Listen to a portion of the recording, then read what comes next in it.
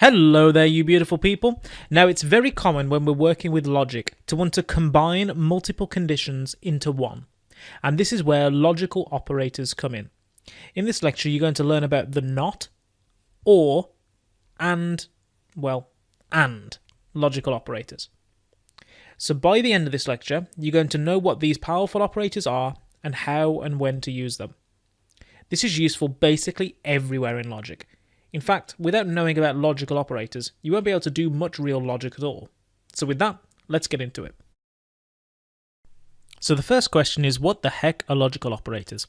Well, first of all, logical operators are different to comparison operators. Comparison operators like greater than, less than, equal to, and all those things we covered before, are used to compare pieces of information to make conditions. Logical operators, on the other hand, combine and modify the conditions to make bigger conditions. So comparison operators make conditions, logical operators combine the conditions together. So I'm going to start off by showing you the not logical operator. This is the simplest logical operator and basically gives you the opposite of what the condition would have been otherwise. So for example, not, you can see the way that it's gone yellow, not true gives false, not false gives true. So like for example, if I had not 2 less than 3, okay, 2 less than 3, what's that? That's true, right? So not true, false. What about not 3 greater than 1? Actually, that's going to be false again. Now, what about not 4 equal to 3? That's going to give true, because 4 equal to 3, that's true, not true, false. Now we can use these logical operators in if statements. So for example, if I had x and I set that equal to 10, and I had y and I set that equal to 20, now if I wrote the if statement, if not x less than y, actually no, if not y less than x, then print it worked. And we're going to see it says it worked. And the reason why, well, is y less than x? Is 20 less than 10? No, right? So that would come back as false. What's not false? True. So this whole condition here became true, and therefore this code worked. So you can see the way that the logical operator has managed to modify the condition in a rather simple way. Now we can actually represent this behavior in what's called a truth table. So down here I have a diagram of a NOT gate, or like a NOT operation. This is how they're drawn in circuit diagrams and things like that. So we have an input called A and an output. And instead of writing true and false all the time, but in these truth tables, people write 0 to be false and 1 to be true. And what you can see is that if A, or the input, is false, the output is true. And likewise, if you have the input is true, then not A, or the output, is going to be false. So basically, the NOT gate just gives you the opposite of the input, right?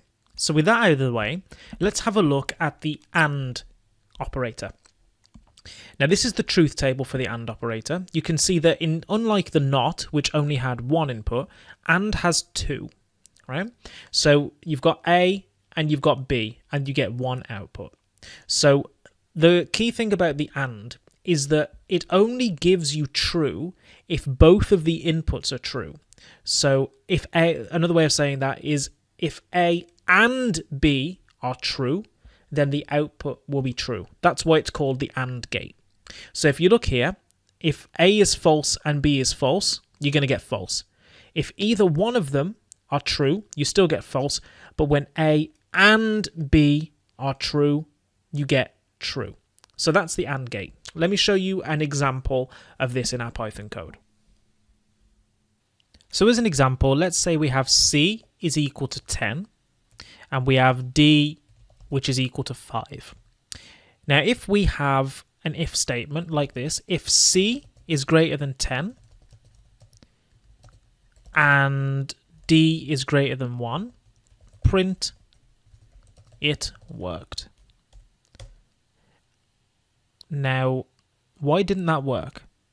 Okay, the reason why it didn't work is because, well, let's break it down. Is C greater than 10? It's not, right? Because C is 10. Okay, so is 10 greater than 10? That's false. So we've got false here. Okay, I'm just going to write this. False. We then have and now what have we got here? We've got D greater than 1. Is 5 greater than 1? Yes, it is, right? So true. Now remember, when you have, this is basically input A, and this is input B. Only if both of those are true will you get true. Okay, so at the minute, we've got false and true, which is false overall. So this overall is false, which means the if statement won't run. Now, if I change it so that if C is greater than or equal to 10, okay, now is 10 greater than or equal to 10? Yes, it is. Okay, so we're going to get true for that. And is 5 greater than 1? Yes, it is. So we're going to get true and true, which is overall going to be equal to true.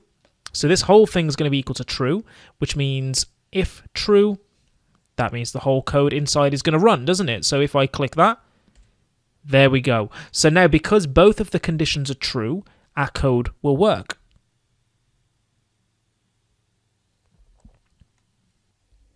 So now I want to show you something that might blow your mind a little bit. Okay, we can combine not and together. Okay, to make a NAND, basically a not and. So let me show you what that is. At the minute, we've got this working, don't we? So what I want to show you is if I change C. Let me just take this and just make it just like it was before, right? So this won't work. Okay, because we have false and true. Okay, that all comes to false. Right, you're with me so far. This is exactly what we had at the top here. So what I'm going to do is I'm going to type if not, and then put in brackets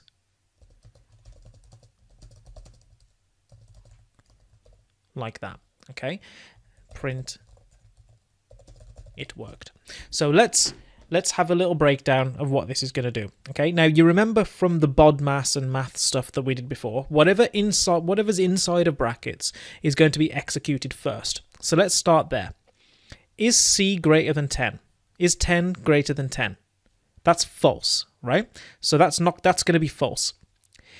Is D greater than 1? So is 5 greater than 1? Yes, it is. So that's true. What's false and true? That's false, right? So this whole bracket here is going to be false. So this whole bracket here is going to be false. But what's not false? True, right? So now overall, just by putting the not there, it works. Even though we had the same and condition here as we did here, by taking the not of that, we managed to get the code to work, which is very useful. So the point that I'm trying to get across to you there is the way that you can use brackets to allow operations or logical operations to happen on each other, right? So we used a bracket here to say, take the not of whatever this bracket is, right? If I didn't have the brackets, what would happen is it would take the not of this and this. So that's super confusing, right? But it's the difference between taking the not of the whole thing and taking the not of just this one on the left. By putting the brackets, we say take the not of the whole thing. Without the brackets, we just take the not of what's on the left. So I know that's a bit confusing, but with practice, it makes sense. So in the interest of time, I'm going to cut this video short because we've just got one more logical operator to come on to, which is the OR operator. So I'll see you in the next video to talk all about the OR operator.